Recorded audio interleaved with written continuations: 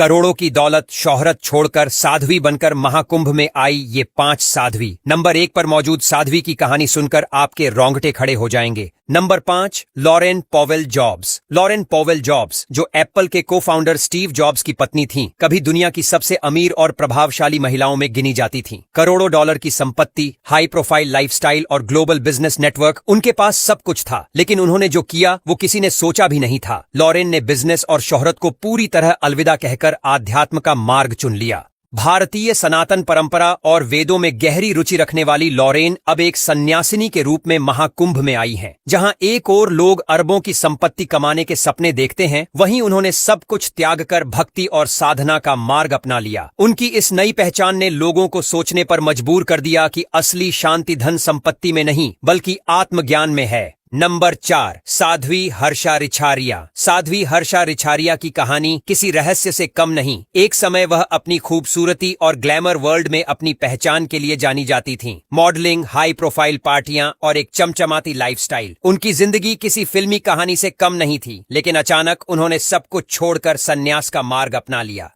आध्यात्मिकता को अपनाने के बाद वह महाकुंभ में सनातन धर्म और वेदों की शिक्षा को आगे बढ़ाने का काम कर रही है। उनकी चमकती आंखें और तेजस्वी व्यक्तित्व देखकर कोई नहीं कह सकता कि ये वही महिला हैं जो कभी हाई प्रोफाइल लाइफस्टाइल जिया करती थीं। अब उनकी पहचान एक सन्यासिनी के रूप में है, जो जीवन के गहरे रहस्यों को समझने और सिखाने के लिए समर्पित है। नंबर 3, योग माता केइको एकावा। योग माता केइको एकावा जापान के प्रतिष्ठित और अमीर परिवारों में से एक से ताल्लुक रखती थीं। वह वहां की बिजनेस और सोसाइटी में एक बड़ा नाम थीं, लेकिन उन्हें हमेशा कुछ अधूरा महसूस होता था। योग और ध्यान की तलाश उन्हें भारत ले आई, जहां उन्होंने भारतीय सनातन संस्कृति को पूरी तरह से अपना लिया। उन्होंने हिमालय में कई वर्षों तक कठोर तपस्या की और अब उन्हें एक सिद्ध योगिनी के रूप में जाना जाता है। उनकी साधना इतनी गहरी रही कि वह महाकुंभ में हजारों श्रद्धालुओं को आध्यात्मिक ज्ञान और साधना की विधियां सिखा रही हैं। उनकी यात्रा साबित करती है कि आध्यात्मिकता की कोई सीमा नहीं होती और ये किसी भी देश, जाति या संस्कृति से परे है। नंबर 2, साध्वी भगवती सरस्वती। साध्वी भगवती सरस्वती का सफर अमेरिका की चकाचौंध भरी दुनिया से शुरू होकर ऋषिकेश के गंगा घाट और अब महाकुंभ तक पहुंचा है। वह कभी अमेरिका में अपनी उच्च शिक्षा और शानदार करियर के लिए जानी जाती थीं, लेकिन उनकी जिंदगी तब पूरी तरह बदल गई जब उन्होंने भारतीय संस्कृति को करीब से देखा।